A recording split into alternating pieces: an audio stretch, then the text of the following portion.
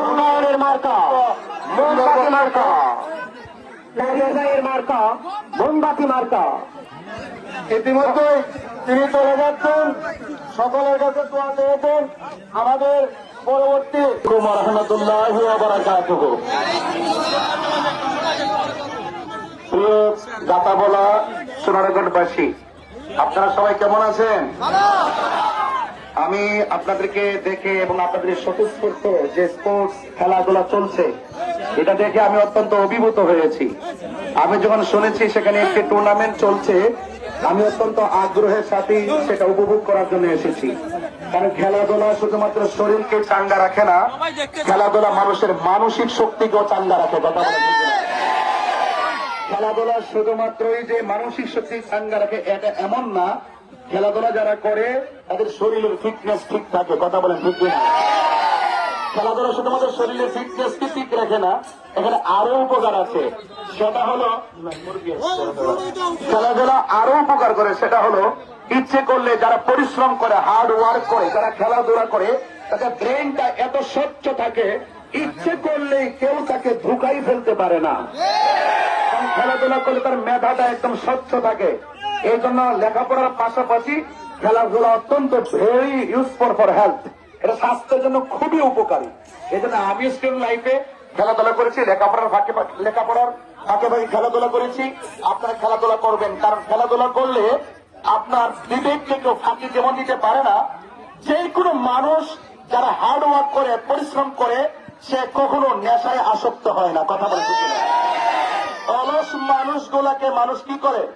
অলস মানুষগুলোকে মানুষ ঢুকাই ফেলে সহজ ভাবে। আর যাদের ব্রেনটা স্বচ্ছ থাকে তাদেরকে কেউ ঢুকাই ফেলতে পারে না। এই জন্য এই টুর্নামেন্টে যারা আয়োজন করেছেন, আমি আয়োজক কমিটিকে অনেক ধন্যবাদ জানাই। আপনারা জানেন আজকে মূলত আমি এসেছি, আপনারা জানেন যে দীর্ঘদিন ধরে আপনাদের মাঝে আমার পথ চলা ছিল খুব স্বচ্ছতার সাথে আধ্যাত্মিক উন্নয়নের ক্ষেত্রে। একটা মানুষের আধ্যাত্মিক নৈতিক চরিত্র গঠনের ক্ষেত্রে আপনারা জানেন যে উন্নয়ন হলো দুই প্রকার। একটা হলো সামাজিক উন্নয়ন, আর একটা হচ্ছে মানুষের আত্মার উন্নয়ন।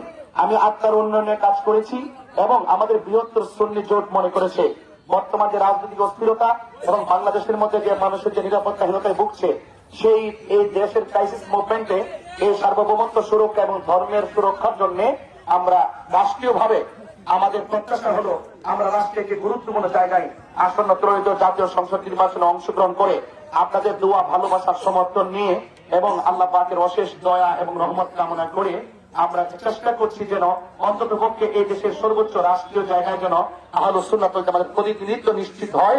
আর যদি প্রতিনিধিত্ব নিশ্চিত হয়, ইনশাআল্লাহ এই দেশের সার্বভৌমত্ব নিয়ে কেউ ষড়যন্ত্র করতে পারবে না। এবং হিন্দু, খ্রিস্টান, বৌদ্ধ, মুসলমান যে ধর্মই পালন করুক, সবাই যে মানুষ, সবার যে নৈতিক অধিকার আছে, খেটে খাওয়া মেহনতি মানুষগুলো যে আসলে তারা মানুষ হিসেবে মানুষের কাছে যে মূল্যায়ন পাওয়া, আধিপত্যবাদ মুক্ত সমাজ গঠন করতে হলে অবশ্যই সেখানে দেশপ্রেমিক এবং ধর্মের নির্ভেজাল আন্তরিক লোক দরকার। কথা বলেন ঠিক না? আমরা দেখিয়ে দিতে চাই যে সুন্নিদের কাছে যেই মতদর্শী হোক সবাই নিরাপদ, এবং যে গম্ভীর হোক সবাই নিরাপদ। এটা আমরা রাষ্ট্রীয়ভাবে দায়িত্ব আল্লাহ পাক যদি দয়া করে সেটা আমরা যেন দেখাইতে পারি, সেই জায়গা যেন আল্লাহ পাক কাঙ্ক্ষিত জায়গা যেন আমাদের কবুল করে দিয়েছে। আশা করি এই যুবকরা এই সমাজকে পরিবর্তন করে দিবে। আমি যেন আপনাদের পাশে থাকতে পারি, আপনাদের যেন মানুষের পাশে থাকতে পারি, আমাদের দোয়া করবেন। আপনার টুর্নামেন্টের সর্বাঙ্গীন মঙ্গল কামনা করে আমি বিদায় আরজ করছি। আসসালামু আলাইকুম ওয়া রাহমাতুল্লাহি ওয়া বারাকাতুহু।